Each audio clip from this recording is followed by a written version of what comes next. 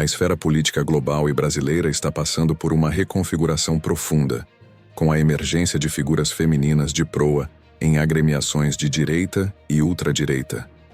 Esse fenômeno, que provoca calafrios em setores da imprensa de esquerda como a Folha de São Paulo e o Diário do Centro do Mundo, não é apenas uma anomalia, mas um sinal de uma estratégica e calculada alteração na percepção de imagem e na retórica política desses movimentos. A inquietação da oposição reside na constatação de que a presença feminina em posições de liderança possui o poder de abrandar a imagem de propostas antes qualificadas como extremistas, conferindo-lhes uma aparência de normalidade e, consequentemente, ampliando sua aceitação entre um público mais vasto.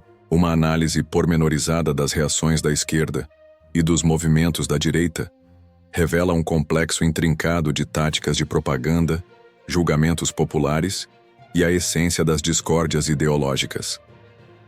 A fixação de publicações de esquerda em figuras como a de Michele Bolsonaro é particularmente ilustrativa.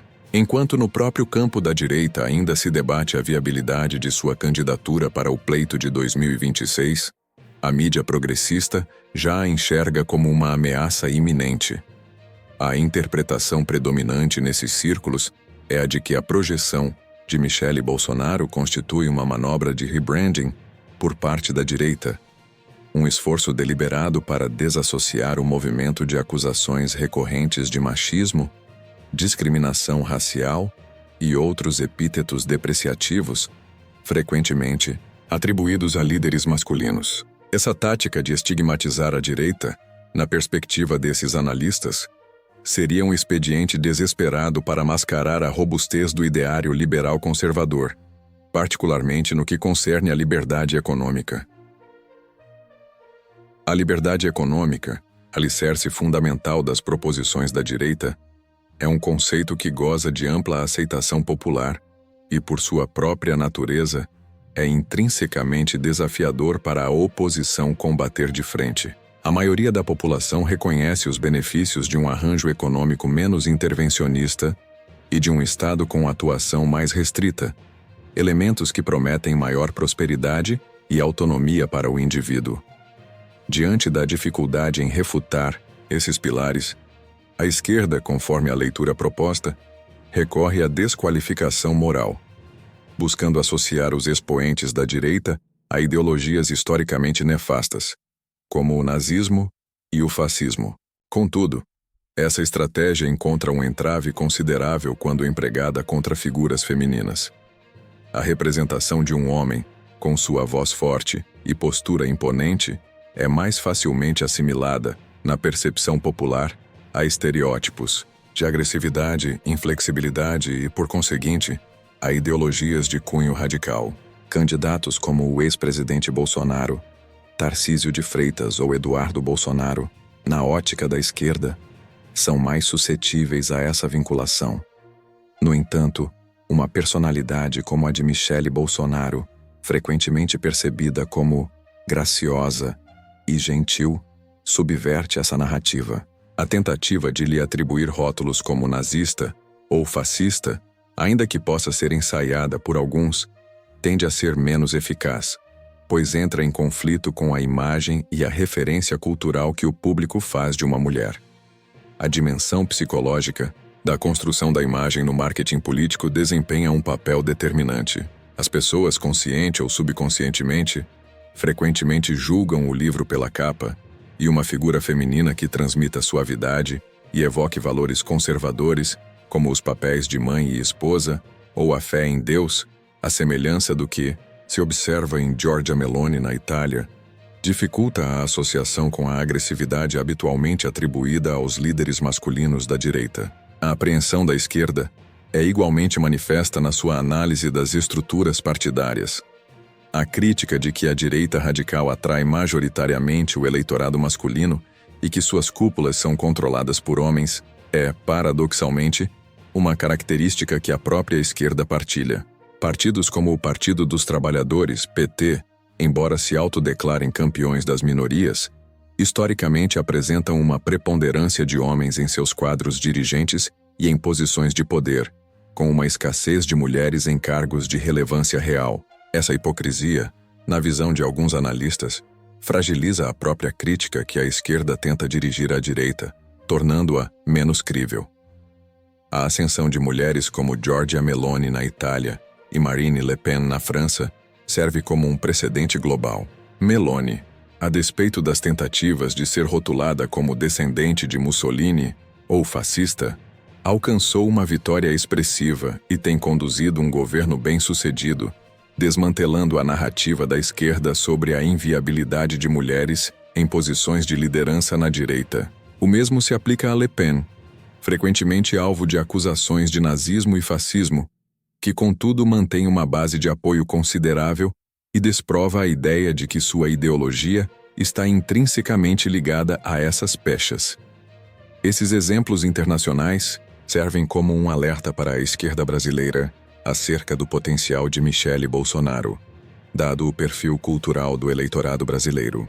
A inclusão de figuras como Damares Alves na análise da Folha de São Paulo sobre a projeção de mulheres no bolsonarismo intensifica a preocupação. A especulação sobre a candidatura de Michele Bolsonaro à presidência em 2026, representando o legado Bolsonaro, é encarada como uma ameaça concreta. As tentativas de desqualificar essa possibilidade, como a menção às supostas resistências de aliados do ex-presidente, são interpretadas como esforços para minar sua credibilidade. A realidade é que, na perspectiva dos observadores, a direita está ativamente explorando o potencial de líderes femininas para modernizar sua imagem e legitimar pautas que, para a esquerda, são extremas. Os pesquisadores mencionados pelos veículos de esquerda que se debruçam sobre o tema identificam, no mínimo, 3 funções estratégicas desempenhadas pelas mulheres na direita radical. A primeira, e mais salientada, é a de conferir um verniz de moderação, suavizando a percepção do grupo e legitimando suas agendas. Essa função estratégica se manifesta por meio de referências a papéis socialmente conservadores, como o de mãe e esposa, e a espiritualidade, especialmente em nações com forte religiosidade como a Itália e o Brasil.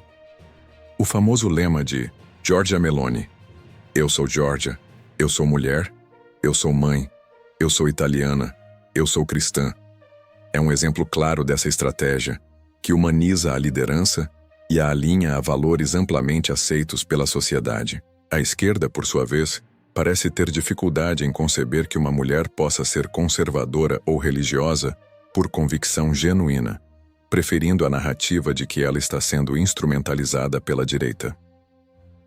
A segunda função estratégica, intrinsecamente conectada à primeira, é a de refutar a associação da direita com a misoginia e a agressividade. Ao elevar mulheres a posições de destaque, a direita busca neutralizar a acusação de ser antagonista às mulheres, uma bandeira que a esquerda historicamente tenta brandir. Essa tática é particularmente eficaz porque questiona diretamente um dos pilares da retórica da esquerda contra a direita: a dificuldade em rotular uma figura feminina como machista ou misógina mina a validade de tais acusações, complicando a narrativa da oposição. Por fim, a terceira função estratégica seria a de expandir o apelo eleitoral da direita, alcançando parcelas do eleitorado que, tradicionalmente, não se identificam com o movimento. A presença feminina no ápice da hierarquia partidária pode atrair votos de eleitoras, mas também de eleitores que valorizam a inclusão ou que buscam uma alternativa a discursos considerados excessivamente masculinizados ou beligerantes. Essa ampliação da base eleitoral é crucial para o crescimento e a solidificação dos movimentos de direita no cenário político contemporâneo. A tentativa da esquerda de propor Janja como uma alternativa a Michele Bolsonaro, conforme sugerido por algumas análises, é mais um indício da seriedade com que encaram a emergência feminina na direita. A percepção de que o presidente Lula perderia fragorosamente para Michele em um embate direto demonstra o receio do impacto que a ex-primeira-dama poderia ter nas próximas eleições. Esse temor sublinha o reconhecimento de que a força de uma mulher na liderança da direita reside na sua capacidade de transcender as divisões ideológicas tradicionais e de se conectar com o eleitorado em um nível mais pessoal e emocional. A dissonância cognitiva da esquerda, que busca deslegitimar a direita enquanto adota táticas semelhantes, é um ponto crucial para a compreensão do atual panorama político. A acusação de que a direita estaria construindo uma realidade paralela por meio de memes ou alegações infundadas é comum. Mas o próprio comportamento da esquerda em relação a incidentes como o da Janja e as supostas 200 malas em Moscou revela uma similaridade na gestão da informação. A falta de transparência em questões triviais como o propósito de uma viagem oficial cria um terreno fértil para especulações, e a tentativa de inverter a narrativa através da acusação de notícias falsas pode se mostrar um tiro pela culatra, erodindo a confiança do público. A esquerda também persiste em associar a direita a pseudociências e hierarquias naturais de raça e QI, como se fossem características intrínsecas a todo o movimento. Essa tática, de amalgamado o discurso de liberdade econômica a ideias controversas, visa desviar o foco do principal trunfo da direita, a inegável eficácia do liberalismo econômico.